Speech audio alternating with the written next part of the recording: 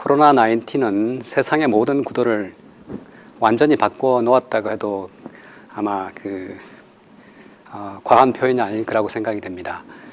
예배의 개념이라든지 그 다음에 교회의 개념 이런 것들에 대해서도 우리가 정말 총체적으로 새롭게 성찰해보는 그런 계기가 되지 않았나 생각을 합니다. 교회가 예배 금지라고 하는 새로운 상황 속에서 어떻게 교회의 기능을 다할까 정말 많이 고민하고 또 많이 다양한 시도들을 했습니다. 아마 오늘 하게 되는 세미나도 그런 시도의 일환이 아닌가 하는 생각을 해보게 됩니다.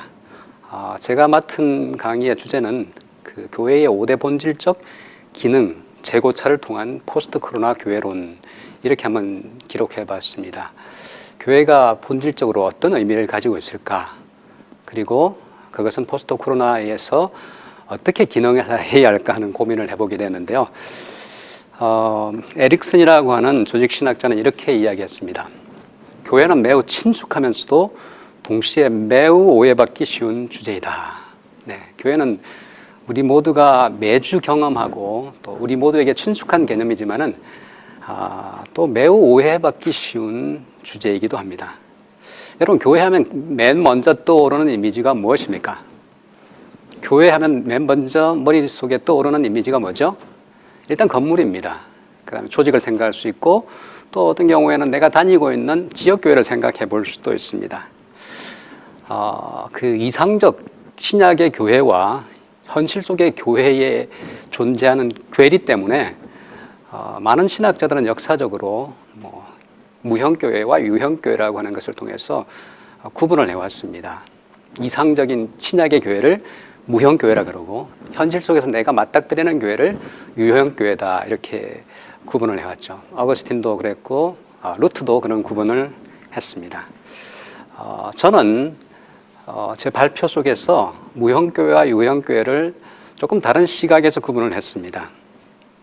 특별히 저는 복음서에 나타난 교회를 무형교회라고 이야기하고 그 다음에 사도행전 2장 이후에 나타나는 교회를 유형교회라고 이렇게 구분하여서 설명합니다. 유형교회 같은 경우는 그 본질적 구성 요소가 이제 건물이라든지 조직 같은 것들이 될 수가 있는데요. 무형교회는 그 본질적인 요소가 그런 것을 떠나서 사람이라는 사실을 알 수가 있습니다. 코로나 사태에서도 여전히 교회가 도전을 받긴 했지만은 그 기능을 멈추지 않았다는 것은 우리가 주목할 만한 이야기입니다. 왜냐하면은 교회의 본질적 요소가 어떤 눈에 보이는 어떤 것이 아니라 사람이라고 하는 신자들의 공동체라고 하는 그 사실 앞에서 아무리 어떤 상황들이 초래돼도 그 신자들의 공동체는 무너지지 않는다는 그 사실 속에서 우리는 중요한 의의를 찾아볼 수가 있을 것 같습니다. 저는 이 발표를 통해서 교회의 본질적 기능들을 이제 생각해 보게 되는데요. 일반적으로 4대 기능을 이야기합니다. 교회가 가지고 있는 기능이 뭘까? 일단은 전도, 건덕 코이노니아, 예배, 레이투르기아, 봉사, 그다음에 디아코니아 이런 식으로 에릭슨이라고 하는 신학자는 4가지 기능을 교회의 본질적 기능이다라고 이야기하는데요. 호켄하이크 같은 또 신학자는 3대 기능을 이야기합니다. 교회라고 한다면 3가지 본질적 기능을 수행한다. 첫 번째는 선포, 그 다음에 친교, 사랑의 봉사, 게리그마, 코이노니아, 그 다음에 디아코니아. 제가 기록을 잡았네요. 디아코니아입니다. 그리고 저는 오늘 주제 발표에서 5번째 요소를 포함시키려고 합니다. 디다케라고 하는 것입니다. 가르침입니다. 가르침. 자, 교회가 어떤 사명을 가지고 있을까? 예. 교회는 이제 헬라어로 보면 에클레시아라고 하는 표현을 사용하는데요. 불러냄을 받은 자라는 의미입니다. 신약 성경 전체에 보면은 114번 이상 등장합니다. 근데 예수님이 과연 몇 번이나 사용하셨을까요? 마태복음에 딱 두 절에 걸쳐서 나옵니다. 마태복음 16장 18절과 18장 17절. 복음서에 딱 2번 등장합니다. 근데 예수님께서 가장 많이 사용하신 표현은 뭐냐면은 하나님의 나라라는 표현입니다. 천국이라는 것이죠. 복음서에서 100번 이상 등장합니다. 이건 뭘 의미할까요? 예수 그리스도의 사역의 초점은 교회라기보다는 하나님 나라에 있다는 것을 볼 수가 있죠. 결국은 하나님 나라를 선포하기 위해서 미래에 뭔가 하게 될 역할을 할 어떤 그 체제가 뭐냐면 교회라는 것입니다.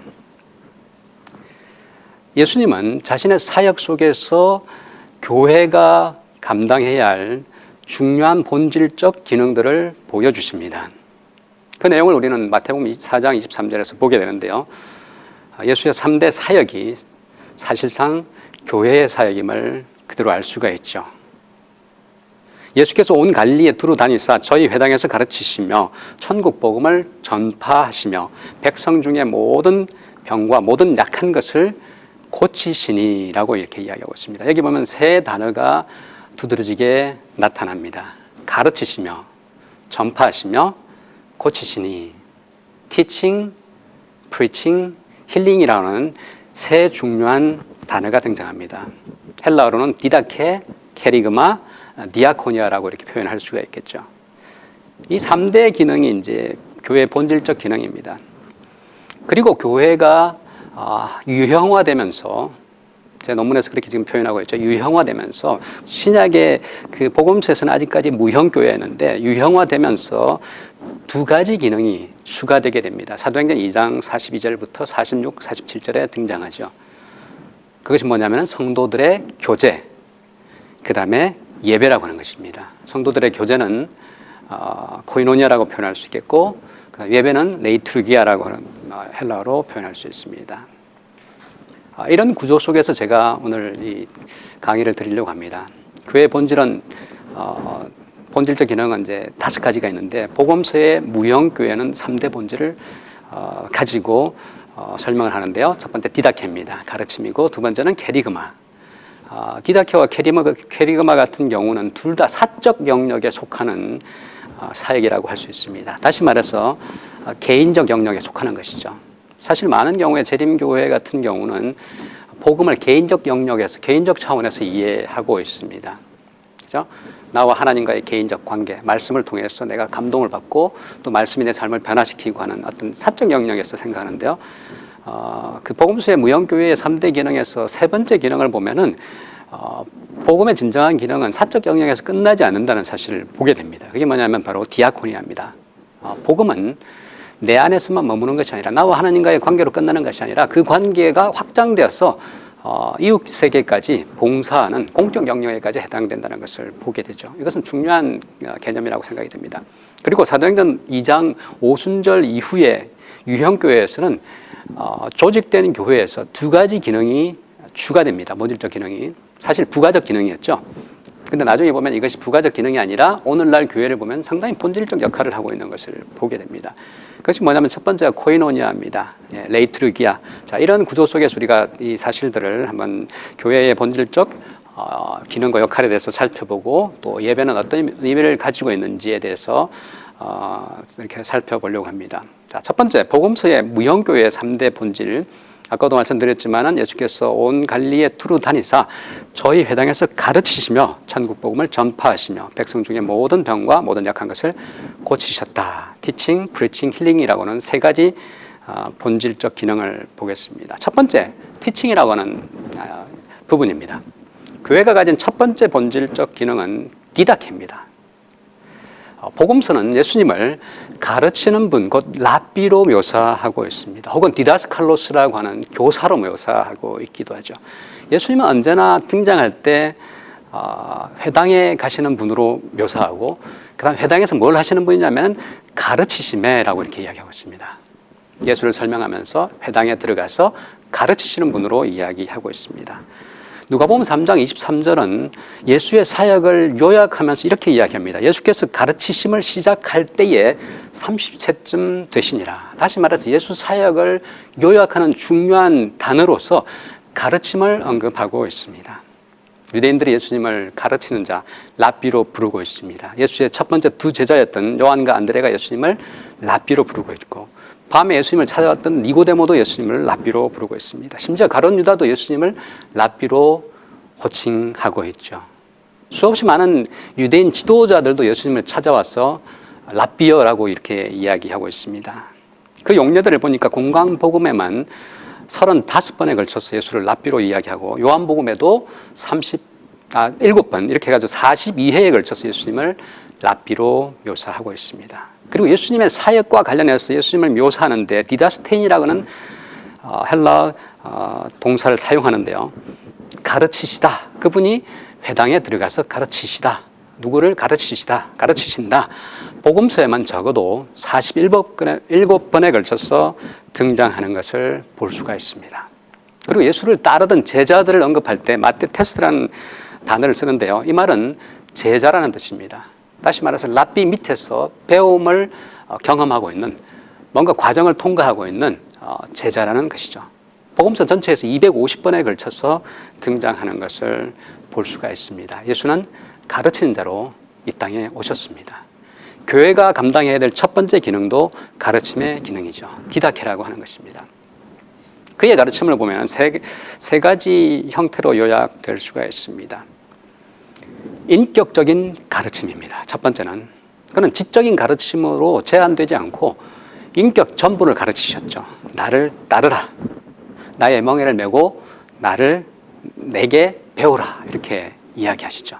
두 번째는 그냥 구두로 가르치시는 대신에 실제 행동으로 예수님은 보여주셨습니다. 다시 말해서 언행일치라고 하는 그의 삶을 그대로 보여주시면서 강력한 권위가 부여되는 것을 알 수가 있습니다. 세 번째 그의 가르치시는 모습은 섬기는 봉사의 가르침이었습니다.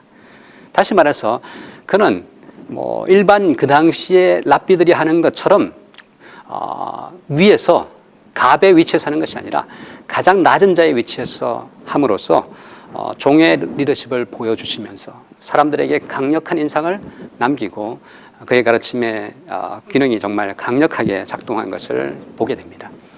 두 번째는 캐리그마라고 하는 것입니다. 프리칭이라는 것이죠. 선포, 가르치는 것이 아니라 설교하고 전파하는 것이죠. 천국의 비밀을 가르치는 디다케적 사역은 캐리그마적 사역과 긴밀하게 연결되어 있는 것을 볼 수가 있습니다. 여러분, 가르침의 행위를 뭐라고 이야기합니까? 디다케라고 이야기하는데요. 그 안에 뭐가 있냐면 가르침의 내용이 가르침의 내용은 캐리그마인데요. 동시에 존재하는 것입니다. 둘은 떼놓을 수 없는 것이죠. 캐리그마의 핵심 사역이 뭘까요? 핵심 내용이 뭘까요? 천국이 가까웠다는 것입니다. 그것은 디다케의 핵심 어떤 사역이기도 합니다. 무형교회에서는 디다케와 캐리그마, 가르침과 설교가 구분되지 않았습니다. 구분할 수가 없었습니다. 근데 유형교회로 이렇게 전환하게 되면서 두 사역 사이에서는 구분이 일어나기 시작했습니다. 예를 들어서 캐리그마 같은 경우는 선포적 기능을 하게 되고 디다케는 양육적 기능을 수행하게 됩니다. 신학자 C.H. 더드는 디다케는 윤리적 권고, 캐리그마는 이방 세계를 향한 선포라고 이렇게 둘을 구분해서 설명하기도 합니다. 복음서에서는 디다케가, 사도행전에서는 캐리그마가 우세한 어떤 사역 역할을 하는 것을 볼 수가 있죠.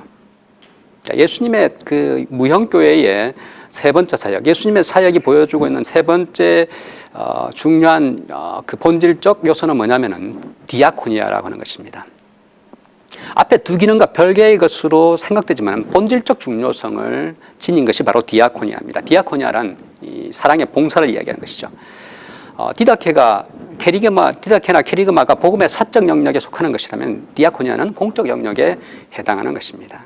복음은 개인의 내적인 문제만 해결하는 것으로 끝나지 않고 세상의 문제도 해결해야 함을 보여주는 것이죠. 예수님은 교사, 설교자였을 뿐만 아니라 그는 치료자로 등장합니다.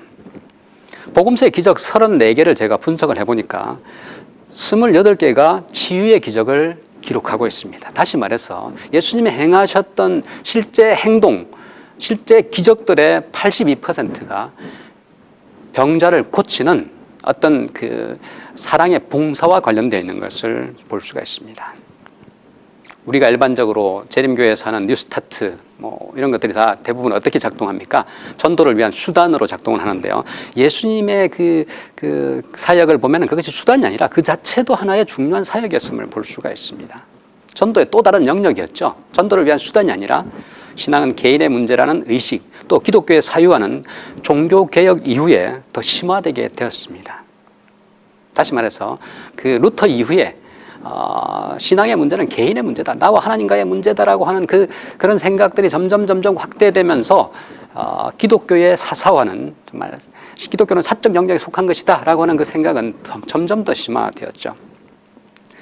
이 예수님의 세 번째 사역, 그리고 교회의 세 번째 본질적 사역을 통해서, 디아코니아를 통해서 우리가 느낄 수 있고 깨달을 수 있는 것은 우리가 우리의 사역을 공적 영역에까지 확장시킬 필요가 있다는 것입니다. 치료자 예수의 모습은 이 보편적 교회의 그 모습을 보여주고 있습니다. 보편적 하나님이 계시고 또 보편적 하나님이 보편적 구원을 또 전해야 함을, 또 우리가 그 보편적 구원 사역을 행해야 함을 보여주는 것이죠. 자, 인류를 위한 보편적 사역을 행하신 것이 바로 예수님의 치유 사역에 그대로 드러납니다. 영과 혼의 사역뿐만 아니라 육의 전인적 치유까지 포함하는 것이 예수의 치유 사역이 보여주고 있는 것입니다.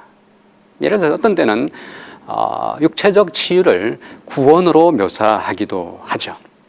시대 소망 241페이지를 보면은 어느 집에서도 병으로 신음하는 소리가 들리지 않은 마을들이 있었는데 예수님께서 모든 병을 고쳐주셨기 때문이었다라고 이렇게 이야기하죠. 다시 말해서 예수님이 전도하기 위해서 그 사람들의 병을 고쳐주신 것이 아니었다는 것입니다. 그저 그들의 고통당하는 모습을 보면서 동정심으로 치유하신 것이죠. 심지어는 누가복음 10장 9절에서는 병고침을 하나님 나라의 도래와 연관시키기도 합니다. 예수는 친히 섬기는 자로 오셔서 죽기까지 섬기셨습니다. 이는 오늘날 교회가 감당해야 할 동일한 사명임을 보게 됩니다. 두 번째, 오순절 이후에 교회의 두 가지 기능을 살펴볼까 합니다. 무형교회가 죄와 세상을 향한 교회의 본질적 사명에 집중했다고 한다면, 유형교회는 이미 조직된 교회가 어떤 사명에 집중해야 할지를 보여주는 것이죠. 코이노니아와 레이투르기아라고 하는 두 가지 사명에 대해서 우리가 살펴보도록 하겠습니다. 오순절 이후 무형교회와 유형교회를 구분하는 중요한 특징이 뭔지 아시죠, 여러분? 성령의 코이노니아로서 존재하는 에클레시아라는 것입니다. 성령의 코이노니아, 성령이 함께 하심으로, 성령이 교통하심을 통해서 진정한 교제가 일어나는 교회가 유형교회와 무형교회를 구분하는 중요한 분기점이 되었다는 것이죠. 코이노니아적 공동체가 되면서 교회는 더욱 사람 중심적으로 변모하게 되는 것입니다. 유형교회는 사도행전 2장 42절에서 떡을 떼며 서로 교제하는 모습으로 나타납니다. 순전한 마음으로 음식을 먹는 코이노니아 공동체임을 보게 됩니다. 코이노니아란 말은 헬라어로 모든 것을 공동으로 나누는 것을, 공동으로 갖고 소유하는 것을 의미하는데요. 복음서에는 한 번도 나오지 않습니다. 사도행전 2장 42절에서 최초로 등장하게 되는데요. 교제하며, 다시 말해서 자기가 가진 것을 나누는 모습으로 이것이 이제 표현되는데요. 왜 복음서에 나오지 않았을까? 어떤 신학자는 성령이 오시기 전에는 진정한 코이노니아가 불가능했기 때문이다라고 해석하기도 합니다. 상당히 일리가 있는 표현이라고 생각이 됩니다. 성령이 오시기 전까지는, 오순절 성령의 역사 이전까지는 진정한 코이노니아가 일어나지 않는다. 사실상 12제자를 봐도 그런 면모를 볼 수가 있습니다. 예수님이 돌아가시기 직전까지도 제자들은 누가 높을 것인가, 내가 너 높은 자리를 차지할 것인가, 나는 너보다 높을 것이다, 이런 오른쪽 자리 왼쪽 자리를 서로 차지하려고 하는 모습을 보게 되죠. 성령이 오시기 전까지는 진정한 코이노니아가 불가능함을 보여줍니다.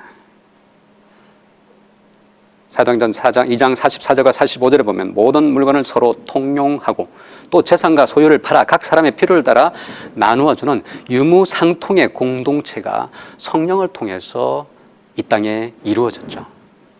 그 일은 오늘날 우리 교회에서도 일어날 필요가 있는 것입니다. 사도 바울은 이런 운명 공동체를 좀 더 다른 각도에서 설명을 하고 있습니다. 교회를 그리스도의 몸에 비유하면서 유기적 운명 공동체로 사도 바울은 묘사하고 있습니다. 다시 말해서 신자들은 다른 백그라운드를 가지고 다른 사람들이 모였지만 유기적으로 연결되어 있다고 이야기하고 있습니다. 모두가 어떻게 보면 그 배경은 다르지만 동등한 정말 강력한 결속을 가지고 있는 공동체로 설명하기 위해서 사도 바울은 그리스도의 몸의 지체들로 이야기하고 있습니다. 코이노니아를 통한 강력한 결속의 결과가 무엇이죠? 사도행전 2장 47절에 보면 그 결과가 나오기 시작합니다. 구원받는 사람을 날마다 더하였더라. 성도들이 함께 진정한 정말 공동체가 될 때, 운명 공동체로서 하나가 될 때에 이런 놀라운 일이 일어나게 된 것을 보게 되는 것이죠. 성도와의 진정한 교제는 그 이전에 또 다른 교제가 필요합니다. 성도들 사이의 수평적 교제 이전에 반드시 필요한 게 있는데 그것은 하나님과의 수직적인 교제입니다.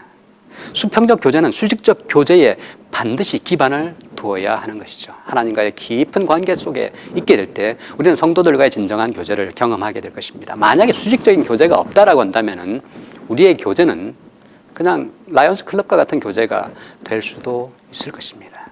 성경이 보여주는 코이노니아 공동체는 성령을 통해서 수직적으로 하나님과 강력하게 연결된, 그리함으로 이 세상의 모든 그 성도들, 형제들과 함께 정말 모든 것을 공유하는 공동체가 될 수 있었죠. 두 번째 유형교회의 중요한 그 본질적 요소는 레이트루기아라는 것입니다.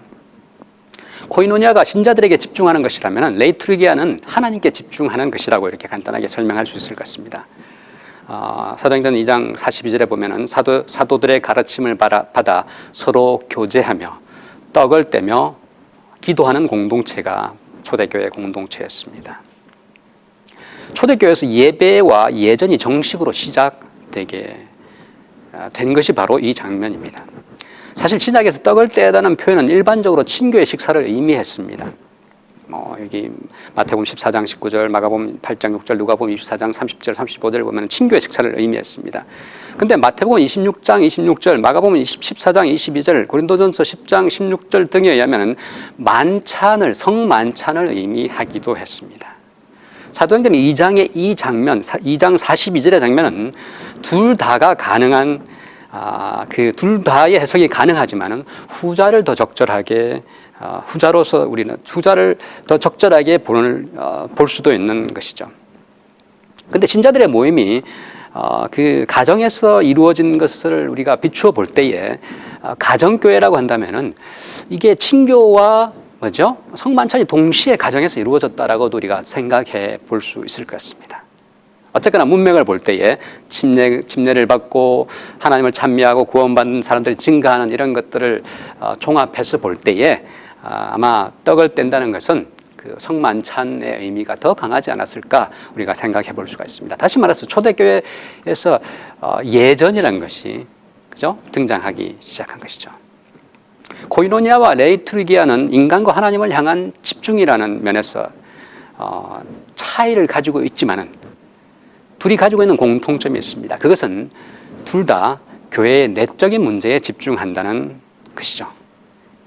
성전과 교회에 모이기를 힘쓴다는 것은 바로 예배 공동체로 그들이 거듭나고 있음을 보여주는 것입니다. 그래서 히브리서 10장 25절은 이렇게 이야기합니다. 모이기를 피하는 어떤 사람들의 습관과 같이 하지 말고 오직 권하여 그 날이 가까움을 볼수록 더 그리하자. 이 모이는 게 뭘 위해서 모이는 걸까요? 예배를 위한 예배 공동체로 모이는 것을 볼 수가 있죠. 무형교회에서 찾아볼 수 없었지만은 오순절 이후 교회에서 본질적 요소가 되기 시작한 것이 바로 레이트루기아, 예배, 예전이었음을 보게 됩니다. 자, 예배의 4대 본질적 요소가 있는데요. 사도행전 2장 42절과 46절, 47절을 종합해 보면은 그 요소들을 볼 수가 있습니다. 니다케라는 게 있고요. 이거는 이제 교회의 본질적 요소이기도 하지만 또 말씀이라는 게 있습니다. 그 다음에 떡을 떼는 성례가 있습니다. 세 번째는 기도가 있습니다. 그 다음에 이 모든 것들을 마무리하고 종합할 수 있는 찬양이란 하나님을 찬양하는 것이 있죠. 말씀 없는 예배는 무의미합니다. 그리고 떡을 떼는 예식은 예배에서 반드시 필요한 것이죠. 기도는 정말 성전과 집에서 성도들이 함께 하나님께 다가가는 중요한 수단이었습니다. 찬양은 어떨까요? 예배에서 찬양이 없다면 어떨까요, 여러분? 인간이 할 수 있는 최고의 하나님을 향한 표현이 찬양입니다. 그래서 시편 기자는 시편을 마무리하면서 호흡 있는 자마다 여호와를 찬양할지어다 라고 이렇게 이야기하고 있습니다. 다시 말해서 찬양은 인간이 할 수 있는 하나님을 향한 최고의 표현이죠.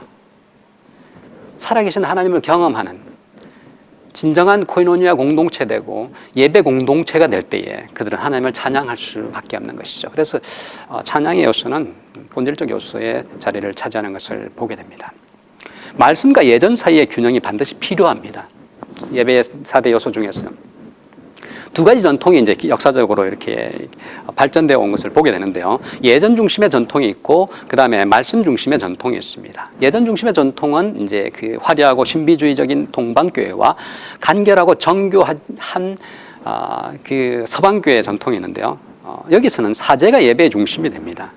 어떤 엑스 오페레 오페르토 뭐 이런 표현이 있죠. 사효론이라 그러는데 어떤 사제가 뭔가 성례를 집례하면 성례 자체의 효력이 발생한다고 생각하는 것입니다. 그러면서 성례신학이 발달하게 됐습니다. 예배 의식에 여러 미신적 요소들이 개입하게 되었죠.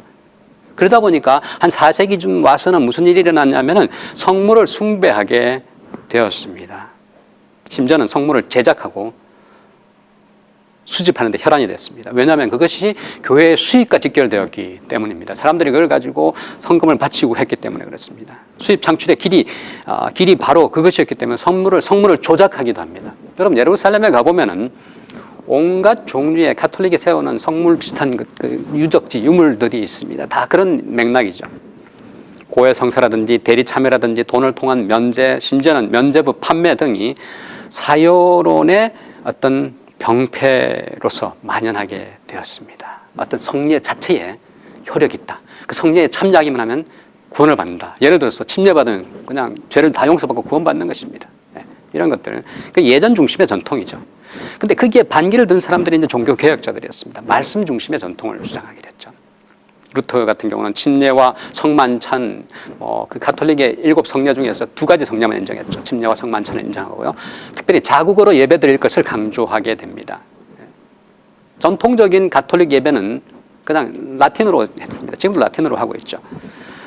거기에다가 루터는 자국어 예배를 강조하고 말씀을 강조하게 됐습니다. 즈빙글레는 말씀 강조를 더 극단적으로 이끌어가지고 말씀에 방해되는 모든 것을 배격하는 상당히 극단적인 입장을 취하게 됐습니다. 음악이라든지 예복이라든지 화상, 오르간까지도 배제하는 예배를 그는 이렇게 강조하게 됐죠.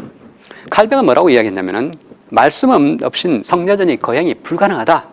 성경과 성례전이 분리할 수 없는 것이라고 이렇게 강조하게 되었습니다. 어쨌거나 말씀 중심 전통에 따르면은 한 신자가 어떤 성례전에 참여합니다. 성례전으로부터 은혜를 받고 정말 유익을 얻기 위해서는 말씀과 믿음이 필수적이라는 사실을 주장하게 되었습니다. 근데 가톨릭과 그 동방 정교회 같은 경우는 성례 자체의 효력이 있기 때문에 그 자체에서 뭔가 어떤 매직 같은 것 오기 때문에 말씀이라든지 믿음 같은 것을 강조하지 않았습니다. 자, 마지막 시간이 다 됐는데요. 포스트 코로나 시대의 교회는 그러면 어떤 방향으로 가야 할까요? 사실 앞에 이제 두 분 목사님들께서 강사님들께서 자세히 설명하셨기 때문에 저는 간단하게 언급하고 지나가도록 하겠습니다. 자, 여기 도표에서 보는 바와 같이 약간 깨지긴 했는데요. 그 복음서의 무형교회는 디다케, 캐리그마, 디아콘이라고 하는 3개의 본질적 기능을 수행하고 있습니다. 그러다가 유형교회가 된 오순절 이후의 교회에서는 코이노니아와 레이트루기아가 중요한 역할을 하는 위치에 놓이게 되었죠. 자, 포스트 코로나 시대를 경험하면서 가장 크게 심각하게 고려되는 문제점은 코이노니아와 디아코니아의 결여라고 하는 것입니다. 사회적 거리두기 시행 자체가 기독교와 반하는 것이죠. 온라인 예배를 시행하게 되면서 우리가 정말 그동안 너무 당연하게 생각했던 코이노니아와 디아코니아가 이렇게 시행할 수 없는 상황 속에 놓이게 되었죠. 사실 이제 그것이 또 하나의 중요한 패러다임을 전환할 수 있는 계기가 되기도 했습니다. 왜냐하면 인터넷이라고 하는 것이 폐해가 많고 또 하지만은 그럼에도 불구하고 그것이 가진 개방성이라든지 익명성, 광범위한 정보 공유 등은 정말 매력적인 부분입니다. 네. 경직된 사회나 교회의 일방향적 문화를 보완하기에 사이버 공간은 적절한 미래 교회의 대안이 될 수도 있음을 우리가 그 가능성을 보게 되었습니다. 코이노니아와 디아코니아의 공백을 메울 필요가 절실해진 것을 우리가 경험하게 되었죠. 그것을 위해서 이제 간단하게 제안드리자면 온오프라인 통한 교제의 강화, 가정 단위의 야외 활동 통한 교제와 봉사 계획 이런 것들을 실행함으로써 어떤 문제점을 해결하는 방법이 있겠죠. 그러나 본질적으로 하나님과의 수직적 코이노니아를 강화하는 것, 하는 계기로 삼는 것이 반드시 필요하다고 생각됩니다. 두 번째 제가 제안드리고 싶은 것은 디다케와 캐리그마 사역을 강화하는 것입니다. 다양한 채널을 통해서 말씀으로 양육하고 훈련할 방안을 강구하는 것이죠. 온라인 예배를 통해서 또 성경 공부 콘텐츠들을 제작하고 그것들을 보급되면서 신자들은 어떤 일이 일어납니까? 온라인상에서 다양한 콘텐츠를 자신의 취향에 맞는 콘텐츠를 직접 찾아 나서는 일이 일어나게 되었습니다. 이런 상황 속에서 교회는 선도적으로 그들의 필요를 미리 준비할 어떤 사명을 갖게 된 것이죠. 성서적이고 잘 준비된 양질의 콘텐츠 보급의 필요성을 절실하게 느끼게 되었습니다. 사실 재림교회는 어떻게 보면 어떤 그 하드웨어적으로는 어느 정도 갖추고 있습니다. 여기 정말 잘 갖추어진 이런 미디어 센터도 있고. 근데 문제는 뭐냐면 다양한 콘텐츠를 제작하기 위한 전문 사역팀 면에서는 약간 더 노력이 필요하다고 생각됩니다. 오늘날 우리가 살아가는 시대를 초개방성과 초연결성의 시대라고 이야기합니다. 다시 말해서 교회라고 하는 울타리를 넘어서 새로운 시대를 열어야 할 필요가 있는 시대죠. 디다케와 캐리그마 사역의 효율성을 제고하기 위해서는 온 오프라인에 확대된 어떤 사역이 필요할 것입니다. 4차 산업혁명이 초연결성을 추구하듯이 교회도 거기에 준비되어서 거기에 맞는 방향성을 가지고 사역을 할 필요가 있을 것 같습니다. 예배 부분은 제가 생략하겠습니다. 마지막 나가는 말을 하고 정리하도록 하겠습니다. 코로나19 사태가 교회와 사회에 충격적이었지만 새로운 시대를 대처하도록 하는 백신 역할을 했다는 면에서는 포지티브한 부분이라고 생각됩니다. 긍정적인 면이죠. 무형교회의 3대 본질적 기능 중에 디아코니아가 도전받고 있는 것은 틀림없습니다. 이 상황 속에서 우리가 어떻게 이 시대를 극복하면서 새로운 뭔가를 열까 고민할 필요가 있다고 생각되고요. 유형교회의 이 두 가지 기능을 어떻게 정말 코이노니아와 또 이런 것들을 사역의 한계를 극복할 수 있는 방안, 어떤 초연결성을 통해서 해결해야 되지 않을까 하는 생각을 해보게 됩니다.